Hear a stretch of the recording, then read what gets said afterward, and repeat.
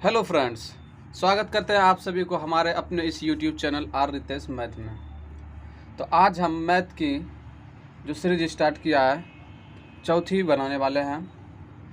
तो उम्मीद करता हूँ आप तीसरी तक देख चुके हैं। तो चलिए हम स्टार्ट करते हैं। फर्स्ट क्वेश्चन कह रहा है 21 आंकड़ों की औसत 36 है, जिसमें से प्रथम 12 आंकड़ों की औसत 15 है, शेष 9 आंकड़ों की औसत क्या होगी। देखिए 21 नंबर है अपने पास और इनका जो एवरेज है 36 है, यानी 36। फिर इसमें कह रहा है कि 12 जो है प्रथम 12 का औसत 15 है और शेष 9 का एवरेज क्या होगा। देखिए 21 में से 12 जाएगा तो 9 ही बचेगा शेष। तो इसे आप दो तरीके से सॉल्व कर सकते हैं। पहला तरीका क्या होगा कि आप 21 गुने में 36 करेंगे तो टोटल नंबर आ जाएगा। तो टोटल नंबर जो आ जाएगा ये 21 का आ जाएगा। फिर 12 और 15 का जब गुना करेंगे तो 12 संख्या का जो टोटल नंबर होगा वो इसका आ जाएगा। अब 21 वाले में टोटल नंबर का 12 वाले में टोटल नंबर से माइनस कर देंगे तो 9 का पहले टोटल नंबर आएगा। फिर एवरेज निकालने के लिए हम क्या करेंगे, टोटल नंबर में 9 से डिवाइड कर देंगे तो हमारा एवरेज निकल के आएगा। लेकिन इससे शॉर्ट हम अगर जाने इसको तो हम कहेंगे इसे रेशियो में कन्वर्ट कर दें। तो देखिए 7 तिया 21 और 4 तिया 12। अब आप इसे मल्टीप्लाई कर ले तो अब 7 में 4 गया 3, तो 3 का हम एवरेज निकाल लेंगे तो वही हमारा आंसर होगा। तो चलिए मल्टीप्लाई कर लेते हैं। तो मल्टीप्लाई करने के बाद 6 सत्ते में 42 और 7 या 21 4 25, 252 7 का आ गया और 15 चौका 60। यहाँ से माइनस कर देंगे तो 7 में 4 गया 3, 3 का टोटल निकल के आ जाएगा। तो 2 और 15 में 6 गया 9, 192। तो 3 का टोटल आ गया तो एवरेज यहाँ से क्या हो जाएगा, तो 3 छक 18 और 3 चौक 12, यानी 64 हमारा एवरेज हो जाएगा। ठीक है, तो यही हमारा औसत होगा। नेक्स्ट क्वेश्चन की ओर मूव करते हैं। नेक्स्ट क्वेश्चन क्या कह रहा है, रेशियो है और ये रेशियो का दे रखा है। पूछता है a + b + c बटे में d क्या होगा। तो सबसे पहले हम इसको सीरीज में कर लेते हैं। तो a ratio b ratio c ratio d, और सीरीज में करने का क्या तरीका, जो जिसके सामने है उसे हम पहले लिख लेते हैं। 2:3 a और b का दे रखा है, b और c 4:5, फिर c और d 6:7। तो क्या तरीका है करने का एक सीरीज में, तो जहाँ जगह खाली है, ये जगह खाली है, इसके पहले 3 था, यहाँ 3 फिल कर दीजिए। ये खाली है, यहाँ 3 फिल कर दीजिए। ये खाली है, इसके पहले 5 था तो यहाँ 5 फिल कर दिए हम। अब यहाँ आइए, यहाँ 4 हो जाएगा, यहाँ पे 6 फिल हो जाएगा, यहाँ पर भी 6। अब मल्टीप्लाई कर दीजिए, बहुत इजी हो जाएगा। तो ये कितना हो जाएगा 48, ये हो जाएगा 4 तिया 12 छक 72 और 5 तिया 15, 15 छक 105, सॉरी 15 छक 90 और ये हो जाएगा 105। ठीक है, अब a + b + c + d, sorry c तक ही है, बटे में d। तो c तक मुझे ऐड करना है और d से डिवाइड करना है। तो देखिए 48, 72 और 90 बटे में d 105। इन सभी को जब आप ऐड करेंगे तो 210 आएगा बटे में 105। जब इनका डिवाइड करेंगे तो 2 निकल के आएगा। यही हमारा आंसर हो जाएगा। नेक्स्ट क्वेश्चन की ओर मूव करते हैं। दो संख्याओं 390 और 420 का लघुत्तम समवर्तक 5460 है, तो उनका महत्तम समवर्तक क्या होगा। हम डेली इस प्रकार की एक क्वेश्चन ला रहे हैं। इनका एक फार्मूला होता है HCF गुने में LCM इक्वल टू फर्स्ट संख्याएँ गुने सेकंड संख्याएँ। अब इसमें दे रखा है दो संख्याएँ 390 और 420, जिसमें कि LCM दे रखा है एलसीएम दे रखा है 5460 और एचसीएफ पूछ रखा है। तो एचसीएफ बराबर देखिए क्या हो जाएगा, ये इधर मल्टीप्लाई में है लेफ्ट साइड में, राइट साइड में भेजेंगे तो किस में आ जाएगा, डिवाइड में। तो 390 गुना 420 बटे में 5460। ठीक, अब यहाँ से आप काटपीट कीजिए तो ये ख़त्म, और ये देखिए 13 से 3 बार में चला गया, और ये 13 से 42 बार में, 42 से ये 10 बार में चला गया, यानी 10 तिया 30। इसका क्या हो जाएगा, आंसर। नेक्स्ट क्वेश्चन की ओर मूव करते हैं। नेक्स्ट क्वेश्चन क्या कह रहा है, आप उसे देखें। एक दुकानदार 15 रुपये प्रति नाशपाती के दर से 120 नाशपाती खरीदी, लेकिन 10 नाशपाती सड़ी हुई निकली और उन्हें फेंक दिया। शेष नाशपातियों को 18 रुपये प्रति नाशपाती की दर से बेचा गया। लाभ प्रतिशत क्या होगा। 15 रुपये प्रति नाशपाती की दर से खरीदा, कितना खरीदा, 120 खरीदा। तो यहाँ से इसका मूल्य कितना हो गया, तो यहाँ से 15 गुना 12 करेंगे तो 1800 रुपये आएगा। तो 1800 रुपये का उसने खरीदा, तो सीपी। अब इसमें से 10 नाशपाती सड़ गया तो बचा होगा कितना, 110 होगा, और इसको जो बेचता है 18 रुपये प्रति दर से, 18 रुपये प्रति दर से बेचता है। तो 18 गुने जब 11 करेंगे तो कितना हो जाएगा, एक इधर आ जाएगा, 8 यहाँ हो जाएगा, और 8 और 1 9। ठीक है, तो 1980 ये हमारा एसपी हो जाएगा। अब खरीदा 1800 में था, बेचा 1980 में, तो कितना का लाभ हो गया, 180 का। 180 का लाभ हो गया 1800 के ऊपर, और प्रतिशत में बदलने के लिए 100 का मल्टीप्लाई, तो यहाँ से कितना हो जाएगा, 10%। इसको क्या हुआ, प्रॉफिट, आंसर। नेक्स्ट क्वेश्चन की ओर मूव करते हैं। यदि कोई छात्र अपनी सामान्य गति से 30% अधिक गति से चलता है तो वह अपने गंतव्य पर 15 मिनट पहले पहुंचता है। वह गंतव्य पर सामान्य रूप से पहुंचने में वह कितना समय लेता है। देखिए 30% का जो वैल्यू होता है फ्रैक्शन में, तो वो 3/10 होता है। तो स्पीड जो उसका दे रखा था, कहता था 30% का वृद्धि हुआ, यानी पहले 10 था तो अब 13। और हम कहते हैं स्पीड का जो इन्वर्स होता है वो टाइम होता है। पहले 13 लेता था, अब कितना लेता होगा, 10। तो पहले 13 लेता था, अब 10 लेता था, कम कितना लेने लगा, 3 यूनिट। ठीक है, रेशियो में। और एक्चुअल में कहता है 15 मिनट पहले पहुंचने लगा, तो 1 का वैल्यू कितना हो जाएगा, 5। और पूछता है कि सही समय, यानी पहले वाला समय क्या है, तो पहले ये 13 लेता था, 13 का क्या हो जाएगा, 13 × 5 = 65 मिनट। यही क्या हो जाएगा, आंसर। नेक्स्ट क्वेश्चन की ओर मूव करते हैं। नेक्स्ट क्वेश्चन क्या कह रहा है, 8% की दर से निवेश की गई राशि 3 वर्षों के बाद 240 रुपये का साधारण ब्याज अर्जित किया जाता है। यदि ब्याज दर 5% अधिक होती तो राशि पर और कितना अधिक ब्याज अर्जित होता। देखिए इसमें कोई मूलधन है, रेट 8% है, और टाइम 3 वर्ष है। यहाँ से इसका जो ब्याज निकला है 240 रुपये। बहुत ईजी है इस तरह का। 8 तिया में 24 ख़त्म। तो यहाँ से जो प्रिंसिपल आया 1000 प्रिंसिपल आया, और इसी प्रिंसिपल पे कहता अगर ब्याज दर 5% अधिक होता तब ब्याज कितना अधिक मिलता, तो प्रिंसिपल यही रह जाएगा। और पहले था 8%, 5% और आगे करना है तो 13%, और टाइम यही रहेगा। ठीक है, तो मल्टीप्लाई करने के बाद 0 से 0 कैंसिल, यहाँ कितना हो गया, 390। तो 390 पहले 240 ब्याज मिलता था, अब कितना मिल रहा है, 390। तो पूछता है कितना अधिक ब्याज मिलता है, तो हम क्या करेंगे, माइनस कर देंगे। तो 390 माइनस 240 क्या आ जाएगा, 5 और 1, यानी 150 रुपये इसका क्या मिल रहा था, अधिक। यही आंसर हो जाएगा। नेक्स्ट क्वेश्चन की अगर मूव करें तो कहता है 75% का 260, 75% का 260। देखिए कितना इजी है, 75/100 गुना 260, और प्लस में 30/100 और मल्टीप्लाई 320, बस इसी का वैल्यू है। तो सिंप्लीफिकेशन का क्वेश्चन है।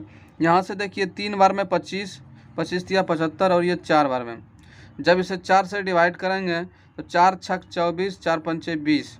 इनका जब मल्टीप्लाई करेंगे 5 तिया 15, 4 तिया 12, 1 13, 135 प्लस यहाँ से देखिए 1 0 1 0 1 0 1 0, 2 तिया 6 3 4 96। इन दोनों को जब आप ऐड करेंगे लास्ट में 1 आएगा, यूनिट डिजिट सब में ऐड ही कर डालते हैं। 6 5 11, 9 3 12, 1 13 और 1 231 इसका आंसर हो जाएगा।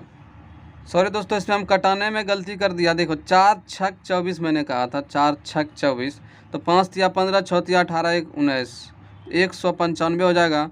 और जब आप करेंगे तो 291 हो जाएगा। ये 291, देखिए 6 5 11 9 9 18 1 19, तो 291 इसका आंसर हो जाएगा। नेक्स्ट क्वेश्चन की ओर मूव करते हैं। कह रहा है नेक्स्ट है, एक शर्ट का अंकित मूल्य 2000 रुपये है। यदि दुकानदार शर्ट पर 10% और 25% की क्रमागत छूट की घोषणा करता है तो शर्ट का विक्रय मूल्य क्या होगा। तो ऐसे क्वेश्चन को आप दो तरीक़ा से सॉल्व कर सकते हैं। हम दोनों तरीका बताने वाले हैं। दोनों तरीका क्या है, देखिए सबसे पहले क्या है कि 2000 रुपये का उसका शर्ट है CP, पहली बात, और 10% का छूट देना। तो 10% का जो वैल्यू होता है 1/10, तो 10 का चीज़ 9 में बेचना, तो 9 विक्रय मूल्य और 10 क्रय मूल्य। फिर मल्टीप्लाई, उसके बाद 25% का छूट होता है 1/4 फ्रैक्शन वैल्यू, तो 4 की वस्तु 3 में 3/4। आप यहाँ से मल्टीप्लाई कर लें, 0 से 0 कैंसिल। अब 4 से ये 50, 5 तिया में 15, ठीक, 15 नमा 135, 1350 रुपये उसका क्या होगा वस्तु का कीमत, आंसर। पहली तरीका। दूसरी तरीका क्या है, या तो आप इसे सक्सेसिव वाला फार्मूला लगा लें, या फिर आप AB वाला फार्मूला भी लगा सकते हैं। जैसे अगर हम बात करें 10%, तो 10 का वस्तु 9 में और 4 का वस्तु 3 में, तो यहाँ से कितना हो गया 40 और 9 तिया में 27, ठीक है। तो ये 40 का वैल्यू दे रखा था मुझे, 40 का वैल्यू कितना हो गया 2000, ये इसका 5 टाइम गुना, इसे जब 5 टाइम गुना कर देंगे तो 1350 निकल के आंसर हो जाएगा। तो कोई भी तरीका आप एग्जाम के अंदर इसे कर सकते हैं, क्योंकि दोनों ही इजी है। नेक्स्ट क्वेश्चन की ओर मूव करते हैं। क्वेश्चन, एक वर्ग का विकर्ण किसी समबाहु त्रिभुज की भुजा के बराबर है। यदि वर्ग का क्षेत्रफल 18√3 वर्ग सेंटीमीटर है तो समबाहु त्रिभुज का क्षेत्रफल क्या होगा। तो सबसे पहले हम एक वर्ग ड्रॉ कर लेते हैं, वर्ग जिसकी चारों भुजाएं बराबर हो, ठीक है। इसका जो विकर्ण है, अगर ये A है तो पाइथागोरस प्रमेय से इसका विकर्ण √2a होता है। और इसी विकर्ण के सहायता से एक समबाहु त्रिभुज को ड्रॉ किया है। समबाहु त्रिभुज क्या होता है, जिसकी तीनों भुजाएं बराबर हो। जब एक भुजाएं √2a है तो ये भी √2a हो जाएगा और ये भी √2a हो जाएगा। तो समबाहु त्रिभुज का क्षेत्रफल होता है √3/4 इंटू में भुजा स्क्वायर, ठीक है, √3/4 इंटू में भुजा स्क्वायर। तो √3/4 और भुजा यहाँ पे क्या है √2a का होल स्क्वायर। तो √3/4 और √2 का जब 2 टाइम्स मल्टीपल करेंगे तो 2 निकल के आएगा, बाकी a स्क्वायर, और √3 ये 2 से कट जाएगा बटे 2, तो a स्क्वायर बचा। और देखिए वर्ग का क्षेत्रफल होता है a स्क्वायर, इसका जो दे रखा है 18√3, तो हम यहाँ पे पुट कर लेंगे a स्क्वायर की जगह 18√3। तो 2 एकम 2, 2 नंबर 18 और 9 तिया 27, क्या हो जाएगा इसका आंसर सेंटीमीटर स्क्वायर में। नेक्स्ट क्वेश्चन की ओर मूव करते हैं। नेक्स्ट क्वेश्चन क्या कह रहा है, 2 पाइप P और Q खाली टैंक को 20 मिनट में 10 मिनट में भर सकता है। तो देखिए यहाँ पे क्या है, P जो है 10 मिनट में और Q 20 मिनट में भर सकता है। R खाली करने वाली पाइप है, R जो है -15, यानी ये खाली करता है। तो टोटल क्षमता कितना हो जाएगा, यहाँ से हम 60 ले लेते हैं एलसीएम। तो ये 1 मिनट में 6 भरता है और ये 1 मिनट में 3 और ये 1 मिनट में 4। अब देखिए कहता है कि भरने में कितना मिनट लगेगा। तो 6 भरता है, 3 भरता है, कितना भरता है 9, और 4 खाली कर देता है, तो भरता कितना है 5, और भरना कितना है मुझे 60, तो टाइम कितना लगेगा 12 मिनट, जो यही हमारा आंसर होगा। नेक्स्ट क्वेश्चन की ओर मूव करते हैं।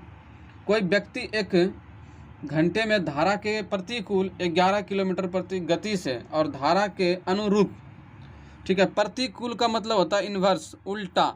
अगर हम शांत जल में चाल मान लें x और धारा की चाल y, तो ये रहा प्रतिकूल, इसका जो दे रखा है 11 किलोमीटर पर आवर। फिर अनुरूप का मतलब होता है धारा की दिशा में, तो हमने माना है x, शांत जल में चाल और धारा की चाल y, अनुरूप है तो जुट जाएगी, तो इनका जो दे रखा है 23। अब मुझे पूछता है धारा की चाल ज्ञात करें, धारा मतलब y का, y ज्ञात करना है तो मुझे x को कैंसिल करना पड़ेगा, तो दोनों की जगह पावर साइन सेम है, तो हम यहाँ पे क्या कर लेंगे, माइनस कर लेंगे, ठीक है, माइनस कर लेंगे, तो प्लस माइनस कैंसिल, और माइनस माइनस प्लस, चिन्ह माइनस का, 2y इज इक्वल टू, ये कितना हो जाएगा -12, तो यहाँ से y का जो वैल्यू निकल के आएगा 6 किलोमीटर पर आवर, जो हमसे आंसर पूछ रखा है, तो ये हमारा आंसर होगा। नेक्स्ट क्वेश्चन की ओर मूव करते हैं। यदि किसी वस्तु का विक्रय मूल्य उसके लागत मूल्य का 3/4 गुना है, क्या है विक्रय मूल्य, SP जो है CP का 3/4 गुना है, तो यहाँ से देखिए SP 3, ये 4 डिवाइड में इधर आ जाएगा, तो ये 4 मल्टीप्लाई में हो जाएगा, तो CP कितना हो जाएगा 4, तो देखिए 4 में खरीदा और 3 में बेचा, तो 1 का क्या हुआ उसको हानि हो गया, तो CP कितना है 4, और प्रतिशत में बदलने के लिए 100 का मल्टीप्लाई, तो 25% का उसे क्या हुआ लॉस। नेक्स्ट क्वेश्चन की ओर मूव करते हैं। दो बेलन A और B जिसकी त्रिज्या ये है और ऊंचाई, तो बेलन B और बेलन A का वक्र पृष्ठ क्षेत्रफल ज्ञात करें। देखिए बेलन B और A का वक्र पृष्ठ क्षेत्रफल निकालना है रेशियो में, तो बेलन का वक्र पृष्ठ क्षेत्रफल जो होता है वो 2πRh होता है, 2π, इसको बड़ी ले लेते हैं RH। अब यहाँ से देखिए 2π कैंसिल। अब B का देखिए जो रेडियस दे रखा है वो 6 दे रखा है, और B का जो ऊंचाई दे रखा है वो 4 दे रखा है रेशियो।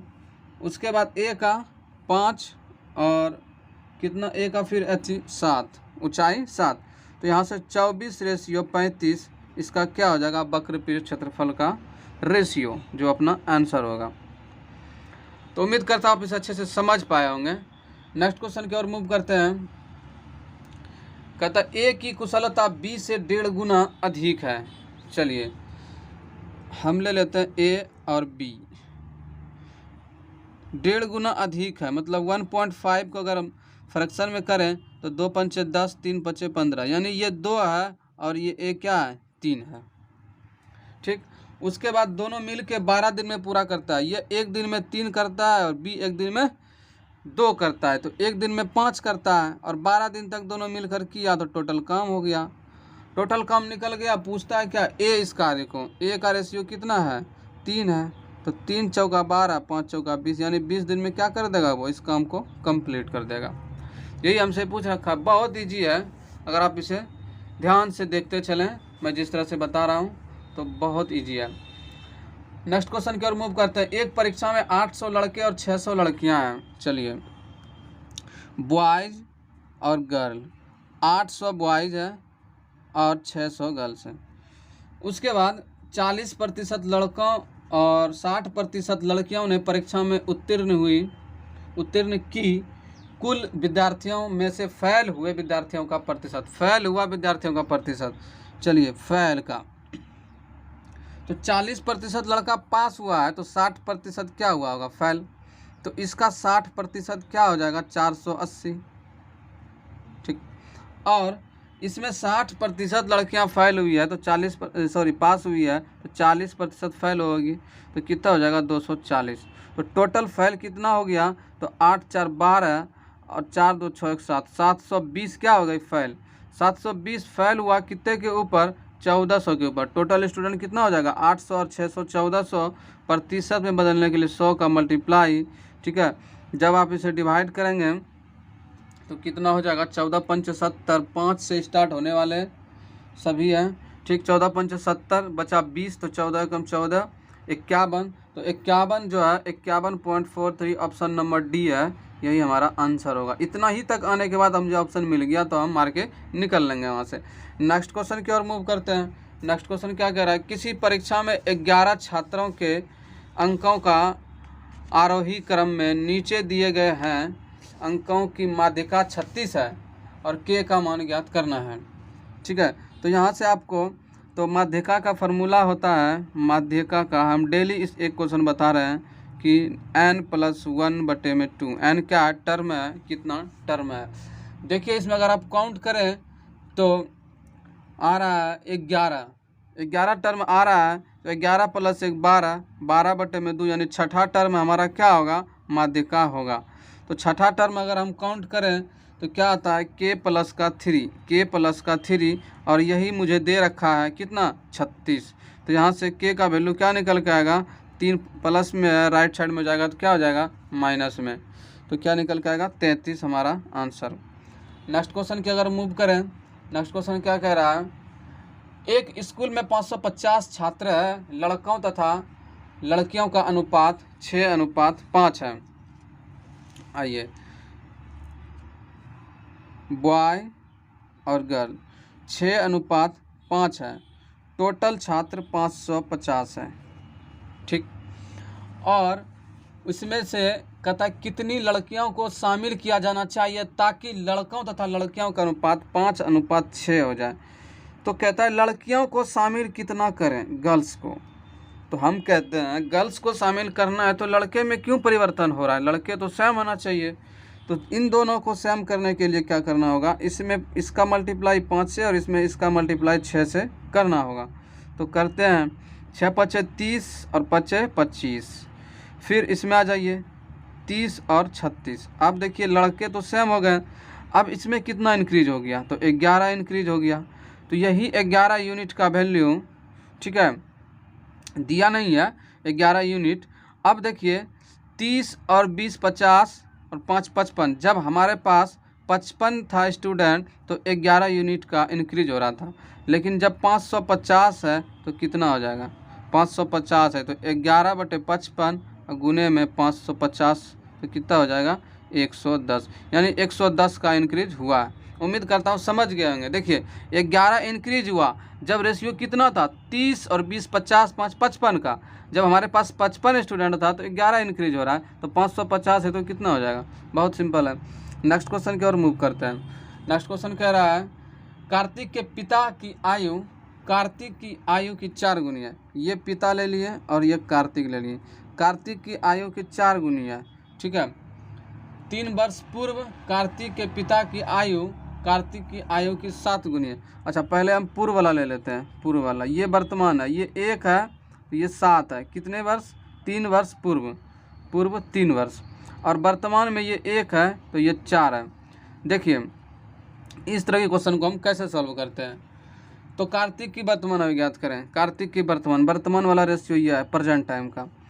पहले जो है 1 था तो ये 7 था, 7 गुनी था, तो दोनों का जब भी आगे पीछे कहीं भी उसका उम्र बढ़ेगा तो उम्र का अंतर तो सेम होना चाहिए ना, उम्र का अंतर। तो इसमें हम क्या करेंगे, दोनों के डिफरेंस को सेम कर लें। तो इन दोनों का जो डिफरेंस निकल कर आया है 6 और इन दोनों का डिफरेंस 3, तो दोनों का डिफरेंस सेम करने के लिए इसमें मुझे 2 का मल्टीप्लाई करना होगा। तो कर देते हैं। तो 4 दूनी में 8 और 1 दूनी में 2। देखिए 8 में 2 गया 6, अब 7 में गया 6। उम्र तो दोनों का सेम है, तो 7 गुनी और 4 गुनी, लेकिन दोनों का जो अंतर होगा उम्र का वो तो सेम होना चाहिए, ठीक है। अब देखिए 1 का इंक्रीज हो रहा है, 1 का इंक्रीज हो रहा है और 1 यूनिट का वैल्यू 3 दे रखा है, क्योंकि 3 वर्ष पूर्व था, 3 वर्ष पूर्व था। मुझे निकालना किसका, कार्तिक का। कार्तिक का रेशियो वर्तमान में 2 है, तो 2 का क्या हो जाएगा 6, यही 6 वर्ष का हो जाएगा आंसर। नेक्स्ट क्वेश्चन की ओर मूव करते हैं। 7 सेंटीमीटर की चौड़ाई के एक आयताकार कागज, चलिए भाई एक पहले आयताकार हम ड्रॉ कर लेते हैं, जिसकी चौड़ाई 7 दे रखी है, 7, और चौड़ाई के साथ मोड़कर 9 सेंटीमीटर त्रिज्या का एक बेलन बना दिया जाता है। देखिए इसी चौड़ाई को मोड़ दिया इसने, इस चौड़ाई को मोड़ के जब चौड़ाई को मोड़ा तो इस एक बेलन ड्रॉ हो गया, ठीक है, एक सिलेंडर। तो चौड़ाई के साथ मोड़ा है, ठीक है, यही चौड़ाई है, यही 7 रह चुका है अपने पास इसका ऊंचाई। तो यहाँ चौड़ाई और यहाँ क्या बन गया, ऊंचाई। जो रेडियस है वो दे रखा है कितना, 9 सेंटीमीटर। तो पूछता है क्या है, बेलन का आयतन pi r square h, pi r square h. तो पाई का वैल्यू 22/7 और आर का वैल्यू 9 गुने में 9 और एच का वैल्यू 7। यहाँ से 7 और 7 कैंसिल और ये हो जाएगा 22 गुने 9 9 81। इन दोनों का ही मल्टीपल क्या हो जाएगा, आंसर लास्ट में 2, लास्ट में 2। अच्छा, इस क्वेश्चन का आंसर मिसप्रिंट हो चुका है, ठीक है। इन दोनों का जो आप मल्टीप्लाई करेंगे तो आ जाएगा 162, 162, 2 8 7 और 1 1782 इसका आंसर होगा, जो इसके ऑप्शन में नहीं है। तो उम्मीद करता आप इसे भी समझ पाए होंगे अच्छे से, ठीक है। नेक्स्ट क्वेश्चन की ओर मूव करते हैं। नेक्स्ट क्वेश्चन क्या कह रहा है, नेक्स्ट क्वेश्चन एक बोर्ड मास किया है, ठीक है, बहुत इजी है। 12 का स्क्वायर 144 प्लस, पहले तो का क्रिया होता है 16 48 और उसके बाद था -5, उसके बाद भाग की क्रिया। तो 144 प्लस 43, आप इसका जब सम करेंगे तो 187 इसका क्या हो जाएगा, आंसर। नेक्स्ट क्वेश्चन की ओर मूव करते हैं। यदि किसी राशि पर 2 वर्ष के लिए 5% ब्याज दर पर साधारण ब्याज और चक्रवृद्धि ब्याज में अंतर 125 है, तब राशि क्या होगा। इनका तो सीधा सीधा सिंपल सा फार्मूला होता है कि डिफरेंस बटे में पी, ठीक है, बाकी आर का स्क्वायर। जो तो डिफरेंस कितना है 125 बटे में पी और रेट कितना दे रखा है 5%, यानी 5/100 फिर गुने में 5/100। ऐसा फार्मूला कब लगेगा, जब 2 वर्ष का होगा। तो 25 ये 5 बार में, तो यहाँ से पी का वैल्यू कितना हो गया 5 पर 4 0, यही हमारा क्या हो जाएगा, आंसर। नेक्स्ट क्वेश्चन की ओर मूव करते हैं। बहुत ही अच्छा क्वेश्चन है। 38 छात्रों का औसत वजन 42 kg है, एवरेज की क्वेश्चन है। 38 छात्रों का औसत वजन 42 kg है। बाद में पता चला कि 46 kg को गलती से 26 पढ़ दिया उसने। पढ़ना उसको 46 था भाई, पढ़ दिया 26, तो ये कम पढ़ दिया ना। कितना कम पढ़ दिया, 6 0 और ये 20 कम पढ़ दिया उसने। 20 क्या कर दिया, कम पढ़ दिया। तो वास्तविक में उसका एवरेज कम होगा, तो सही लाने के लिए क्या करना पड़ेगा, उसका सही एवरेज में ऐड करना पड़ेगा। ये तो नंबर है कम, तो एवरेज में कितना कम रहा होगा, एवरेज में कितना कम रहा होगा 20 और संख्याएँ कितना है 38, यही उसका एवरेज में कम रहा होगा। और जब उसका सही एवरेज चाहिए, राइट एवरेज, तो 42 तो उसका पहले लाया था और ये कम हो रहा था, इसको अब क्या कर देंगे, ऐड कर देंगे। तो यहाँ से देखिए, इसको अगर काटते हैं यहीं पे 10 दूनी 20, 19 दूनी 38, तो 42 दशमलव कुछ आगे जाता, तो वैसा एक ही ऑप्शन है 42 से हल्का ज़्यादा, ऑप्शन नंबर ए 42.5 kg, यही अपने पास आंसर होता, ठीक है। तो उम्मीद करता हूँ आप इसे अच्छे से समझ पाए होंगे। और जो लोग इस वीडियो को नए देख रहे हैं, इस चैनल को सब्सक्राइब कर लें, हमारी हर वीडियो आने वाली आपको नोटिफिकेशन मिल जाया करेगी, ठीक है। तो अपने दोस्तों के बीच इसे ज़रूर शेयर करें। तो धन्यवाद।